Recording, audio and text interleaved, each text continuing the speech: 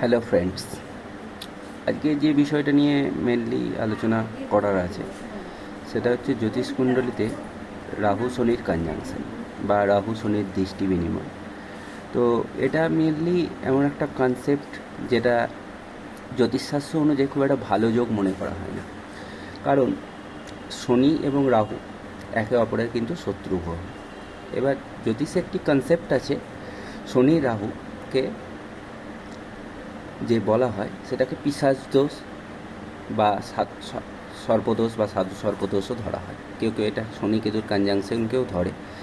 তো শনি রাহুর যে কনজাংশনটি তৈরি হয় সেটি মূলত শনি রাহু যদি কোনো বাচ্চারে, আমাদের যে বাচ্চাটা আছে জন্মকুণ্ডলিতে যে বাচ্চাটা হয় তাতে 12টি ঘর থাকে এবং 12টি রাশি থাকে। তো জন্মকুণ্ডলীর এই 12টি রাশি এবং 12টি ঘরের যে কোনো ঘরে শনি এবং রাহু যদি একসাথে অবস্থান করে তাহলে কিন্তু একে শ্রাপিত দোষ বা সাধু সর্পদোষ হিসাবে চিহ্নিত করা হয়। কেউ কেউ শনি কেতুর কনজাংশনটাকেও সাধু সর্পদোষ হিসাবে ধরে। তো সেক্ষেত্রে কিন্তু একটা জিনিস মাথায় রাখবে যে সাধু শনি এবং রাহুর যে কনজাংশনটিকে আমরা এখানে মূল্যে বিবেচিত করছি, তো সেটা কিন্তু দুভাবে হয়। যদি জন্মকুণ্ডলীর যে কোনো ঘরে বা যে কোনো রাশিতে, কোনো ঘরে যে কোনো রাশিতে এই দুটি প্ল্যানেট একসঙ্গে অবস্থান করে তাহলে সেক্ষেত্রে কিন্তু এই শ্রাপিত দোষটি গঠিত হয়। অথবা আরেকটিভাবেও এই কনজাংশনটি তৈরি করা যায়, সেটা হচ্ছে শনি রাহু দৃষ্টি বিনিময় যদি হয়। আপনি সবাই এটা জানেন যে শনির স্পেশাল অ্যাসপেক্ট প্রত্যেকটি গ্রহের 7th অ্যাসপেক্ট তো অবশ্যই আছে, তার সঙ্গে সঙ্গে শনি, বৃহস্পতি, মঙ্গল, এই তিনটি গ্রহের আরও কিছু স্পেশাল অ্যাসপেক্ট আছে, যেগুলো হচ্ছে যেমন শনির ক্ষেত্রে স্পেসিফিক্যালি, যেহেতু এটা শনি রাহুর কনজাংশন নিয়ে আমরা কথা বলছি, তো এক্ষেত্রে শনির যে স্পেশাল অ্যাসপেক্টটি হচ্ছে সেটি হচ্ছে 3rd অ্যাসপেক্ট, 7th এবং 10th অ্যাসপেক্ট। সেক্ষেত্রে 7th অ্যাসপেক্টটি সব গ্রহের ক্ষেত্রেই ম্যান্ডেটারি বা এটা সবার ক্ষেত্রেই এটি প্রযোজ্য, কিন্তু শনি মঙ্গল এগুলোর ক্ষেত্রে আলাদা। এছাড়া রাহুরও কিছু অ্যাসপেক্ট আছে, রাহু এবং কেতু। তো স্পেসিফিক্যালি কোনো অ্যাস্ট্রোলজাররা রাহু এবং কেতুর অ্যাক্সেসকে গণ্য করেন না, তারা 9টি প্ল্যানেটের মধ্যে 7টি প্ল্যানেটের অ্যাসপেক্টকে গণ্য করে থাকেন। তো আজকে যে বিষয়টি মিলিয়ে মেনলি কথা বলছিলাম শনি রাহুর কনজাংশন নিয়ে। তো এই শনি রাহুর কনজাংশন কিন্তু যদি একই কোনো ঘরে শনি রাহুর একই সঙ্গে অবস্থান করে এবং তাদের ডিগ্রিগত ডিফারেন্স যদি 3 থেকে 10 ডিগ্রির মধ্যে হয়, তবে এই কনজাংশনটি খুবই প্রবলভাবে দেখা যায় কারোর যার বাচ্চাটে এবং যার জন্মকুণ্ডলীর এটি থাকবে এবং তার প্রবল প্রভাব এর মধ্যে দেখা যায়। এছাড়াও শনি রাহুর দৃষ্টি বিনিময়তেও এই কনজাংশন গঠিত হয়। এছাড়া একে অপরের রাশি পরিবর্তন করলে এবং নক্ষত্র পরিবর্তনের ক্ষেত্রেও একে অপরের নক্ষত্রে অবস্থান করলেও কিন্তু এই কনজাংশনটি গঠিত হয়। তো এবার মেনলি শনি রাহুর কনজাংশন যেটাকে শ্রাপিত দোষ বলা হচ্ছে, তো সেটির কী ফলাফল আছে সেটার ওপরে আমরা আলোচনা করব। দেখুন, শনি রাহুর কনজাংশনের ক্ষেত্রে কতগুলো জিনিস আপনাকে প্রথমেই মাথায় রাখতে হবে। যেহেতু এইটি কে শ্রাপিত দোষ বলা হিসাবে গণ্য করা হচ্ছে, তো শ্রাপিত দোষ কেন বলা হচ্ছে তার পেছনে কিছু স্পেসিফিক্যালি কারণ আছে।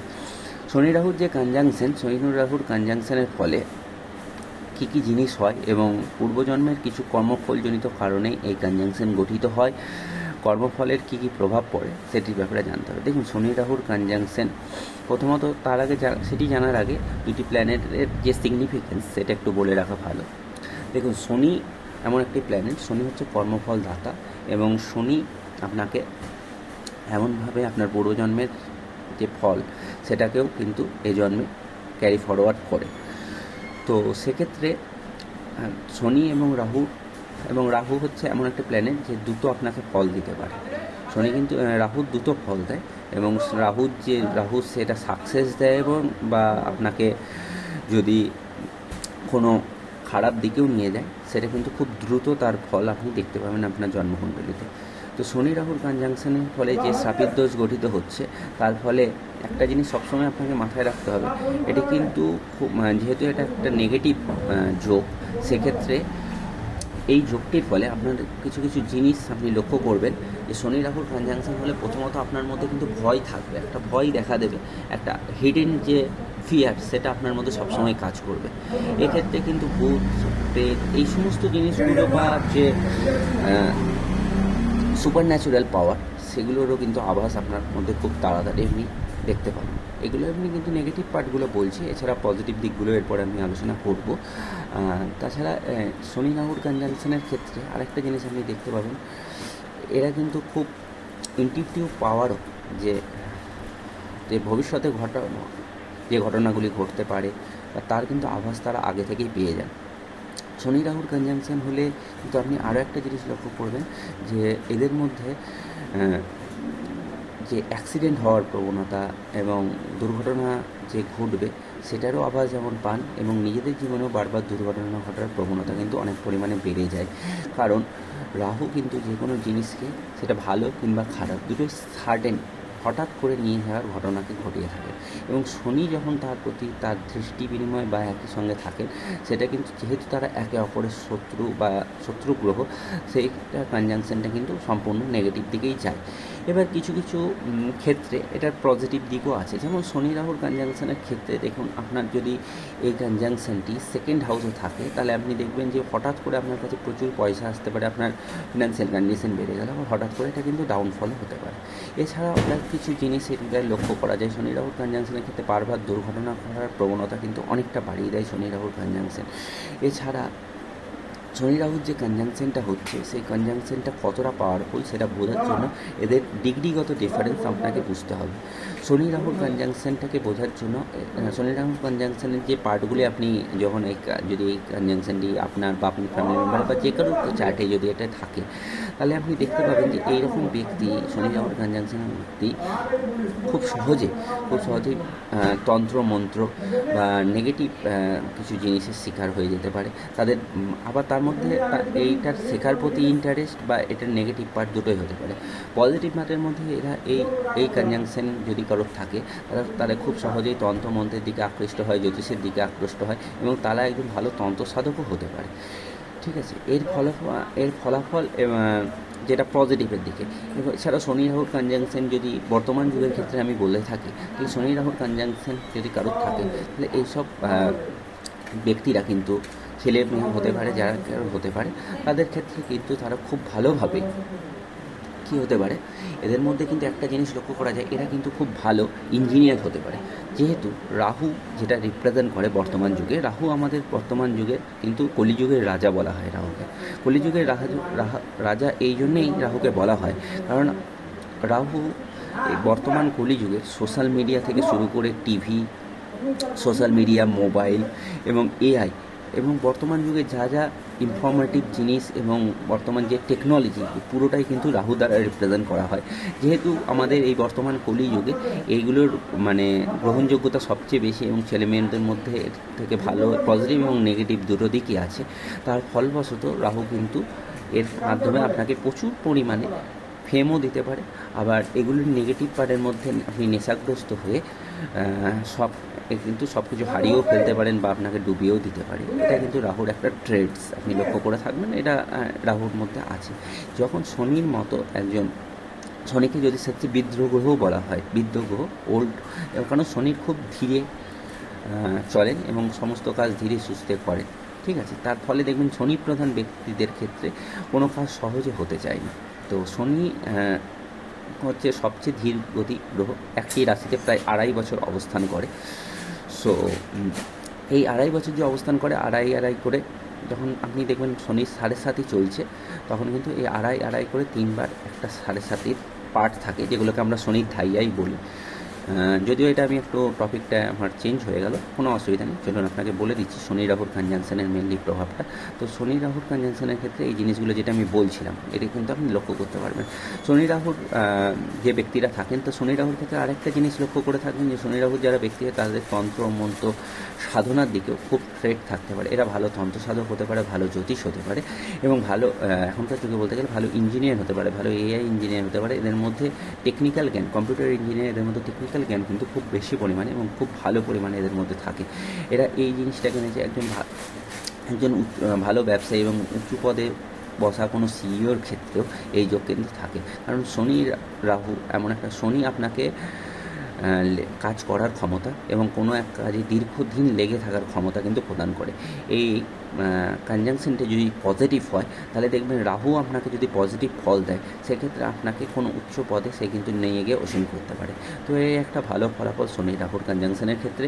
কিন্তু শনি রাহুর কনজাংশন যদি নেগেটিভভাবে থাকে এবং কোনোভাবে যদি এটি সেকেন্ড হাউস থাকে, সেকেন্ড হাউস, 8th হাউস বা 6th হাউসে থাকে, তো মেনলি 6th এবং 8th হাউসকে আমরা দুষ্টানা হাউস বলি। সেকেন্ড হাউসটাও ধনের ক্ষেত্রে বা ধন সঞ্চয়ের ক্ষেত্রে খুব একটা ভালো হাউস নয় এই কনজাংশনের ক্ষেত্রে। স্পেসিফিক্যালি এই কনজাংশন যদি সেকেন্ড হাউসে থাকে তাহলে বেসিক্যালি এটা একটি ভালো কনজাংশন নয়। এবং সেকেন্ড এবং আমি 6th এবং 8th হাউসকে কিন্তু আরও খারাপ রেট করব এই কনজাংশনের ক্ষেত্রে। তো এই কনজাংশনগুলি যদি আপনার বাচ্চাটি 6th হাউস বা 8th হাউসে থাকে স্পেসিফিক্যালি, তাদের ক্ষেত্রে কিন্তু বারবার অ্যাক্সিডেন্ট বা দুর্ঘটনা ঘটার চান্সেস বেড়ে যায় এবং তারা সহজেই তন্ত্র মন্ত্রের শিকার হয়ে যেতে পারে, কালাজাদুর শিকার হয়ে যেতে পারে। তো এই জিনিসগুলি থাকে। কিন্তু পজিটিভ দিকগত দিক থেকে দেখতে গেলে শনি রাহুর এই যে শ্রাপিত দোষ, তো এই শ্রাপিত দোষের ক্ষেত্রে তারা কিন্তু পজিটিভ দিক থেকে তারা কিন্তু উচ্চ পদে অসীম হতে পারে এবং খুব ভালো একজন উচ্চ পদের কোনো কোম্পানিতে চাকরি, তাদের সিইও পদে চাকরি বা ভালো ইঞ্জিনিয়ার, ভালো AI engineer, computer science engineer কিন্তু তারা হতে পারে। তো এই ছিল মোটামুটি শনি রাহুর কনজাংশনের মেন পজিটিভ এবং নেগেটিভ দুটো দিকই বললাম। এবার মেনলি এটা যে কীভাবে গঠিত হয় সেটাও আপনাকে জানালাম। পূর্বজন্মের কিছু কর্মফল বা কিছু খারাপ কর্মফলের প্রেক্ষিতে এই শনি রাহুর কনজাংশনটি তৈরি হয়। সেটি মেনলি আপনার বাচ্চার না দেখে বোঝা সম্ভব নয়। বিশেষত 5th হাউস, বাচ্চাদের 5th হাউস আমাদের পূর্বজন্মকে রিপ্রেজেন্ট করে এবং তাদের ভালো পুণ্য এবং পাপ দুটোই বয়ে নিয়ে আসে। তো এটা বাচ্চার দেখেই বলা সম্ভব। তবে আমরা মোটামুটি এটা বলতে পারি যে শনি রাহুর কনজাংশন সাধারণত আপনি ধরুন পূর্বজন্মে কোনো আপনার খারাপ কৃত্য বা কাউকে ঠকানো বা কাউকে দীর্ঘমেয়াদী কোনো কষ্ট, যদি আপনার শারীরিক কষ্ট, মানসিক কষ্ট আপনি দিয়ে থাকেন বা কাউকে আপনি হতে পারে এমন কোনো কষ্ট দিয়েছেন বা আপনার দ্বারা কোনো অ্যাক্সিডেন্ট ঘটেছে এবং তারপর প্রায় মৃতপ্রায় কষ্ট হয়েছে বা সে মরে গেছে, এই ধরনের সাধারণত কেসে শনি রাহুর কনজাংশন আপনার পূর্বজন্মে গঠিত হয়ে আসে, যেক্ষেত্রে আপনি শারীরিক এবং মানসিকভাবে প্রচণ্ডভাবে বিধ্বস্ত হয়ে থাকেন। তাই এটা যদি নেগেটিভ ফল দেয়, ঠিক আছে, অবশ্যই এটা পজিটিভ নেগেটিভ দুটো দিকই আছে। এক্ষেত্রে শনি রাহুর কনজাংশন হলে কিন্তু আপনার বিবাহিত জীবন বা ম্যারিড লাইফও কিন্তু খারাপ হয়ে যায় যদি এই কনজাংশন 7th হাউস বা 8th হাউসে গঠিত হয়। 7th হাউসে গঠিত হলে সাধারণত আপনার ম্যারেজ লাইফে প্রচণ্ড পরিমাণে ইস্যুস থাকে, ঝগড়া ঝামেলা অশান্তি, এই সমস্ত কিছু আপনি কিন্তু এই কনজাংশনে দেখতে পারেন এবং প্রচণ্ড আপস ডাউন থাকে। তখনই আপনার ম্যারেজ লাইফ খুব স্টেবল মনে হয়, আবার হঠাৎই খুবই ঝামেলা এবং অশান্তির সৃষ্টি হয়ে যায় আপনার ম্যারেজ লাইফে শনি রাহুর কনজাংশনে। বারবার আপস অ্যান্ড ডাউন্সের ফলে কখনো কখনো এটি শনি রাহুর কনজাংশন 7th হাউসে যদি থাকে তাহলে সেটা বিয়ে হতে দেয় না। আর বিয়ে যদি হয়েও যায়, যেহেতু সাধারণত শনি কেতুর ক্ষেত্রে আমি বলবো, কিন্তু যেহেতু ডিট্যাচমেন্টের কারক তাই বিয়ে হতে দেয় না। কিন্তু শনি রাহুর ক্ষেত্রে হয়তো বিয়ে হয়ে যায়, কিন্তু বিয়ের পরে ডিভোর্সের প্রবণতা বেড়ে যায় এবং তাদের মধ্যে কোনো মানসিক মিল থাকে না এবং কোনোভাবে যদি সেখানে সূর্য বা মঙ্গলের আরও দু একটা নেগেটিভ গ্রহ বা প্ল্যানেট, যেটা ক্রুর প্ল্যানেট যদি অ্যাসপেক্ট পড়ে যায় বা কোনোভাবে সেটার মধ্যে কানেকশন থাকে, তাহলে এটা ডিভোর্সের দিকে রেটটাই বাড়িয়ে দেয়। সেক্ষেত্রে এই জিনিসগুলো একটু লক্ষ্য রাখা উচিত। যদি আপনি বলেন এইসবের ক্ষেত্রে রেমেডির বা কী ধরনের ইয়ের দিকে, তাহলে আমি বলবো সাধারণত শনি রাহুর যদি কনজাংশন আপনার বাচ্চারা থাকে তাহলে আপনার প্রতিদিন শিব পুজো করা উচিত। প্রত্যেক দিন শিবের মন্দিরে, যদি আপনার কাছাকাছি কোনো মন্দির থাকে বা আপনার ঘরের শিবের প্রতিষ্ঠান থাকে, প্রত্যেক দিন নিয়ম মেনে আপনার শিব পুজো করা উচিত এবং ওম নমঃ শিবায় এই মন্ত্রটি 108 বার করে প্রত্যেক দিন জপ করা উচিত। তো এর ফলে যেহেতু আমরা শিবের আরেক নাম শিব সাপ বা বিষধরকে গলায় ধারণ করে আছেন, তিনি নীলকণ্ঠ বিষ গলায় ধারণ করেন, তাই তার পুজো করলে অবশ্যই বেনিফিট পাওয়া যায়। তো এটি একটি সবচেয়ে ভালো রেমেডি বলতে পারেন। এছাড়াও শনি রাহুর ক্ষেত্রে আপনাকে অবশ্যই বাচ্চার দেখে আপনি রাহুর রেমেডির ক্ষেত্রে আপনি গোমেদ ধারণ করতে পারেন, কিন্তু অবশ্যই সেটি সম্পূর্ণ বাচ্চার দেখার পরেই, তার ভালো মন্দ বিচার করেই একজন প্রপার অ্যাস্ট্রোলজারের পারমিশন নিয়ে এবং আপনার বাচ্চার চেক করিয়ে আপনি পড়বেন, সেটা আমি রিকোয়েস্ট করব। তো এই ছিল আজকের ভিডিও। আমি এমনি শেয়ার করলাম আজকে অনেক দিন পরে ভিডিওটা আপনাদের সঙ্গে। মেনলি এই শনি রাহুর যে শ্রাপিত দোষ সৃষ্টি হয় তার ফলে কী কী এফেক্ট আপনি আপনার বাচ্চাটা পাবেন না পাবেন। Thank you. ভিডিওটি ভালো লাগলে চ্যানেলটি প্লিজ সাবস্ক্রাইব করবেন, শেয়ার করবেন ভিডিওটি আপনার যারা ভালোবাসেন অ্যাস্ট্রোলজি সংক্রান্ত video. Thank you so much.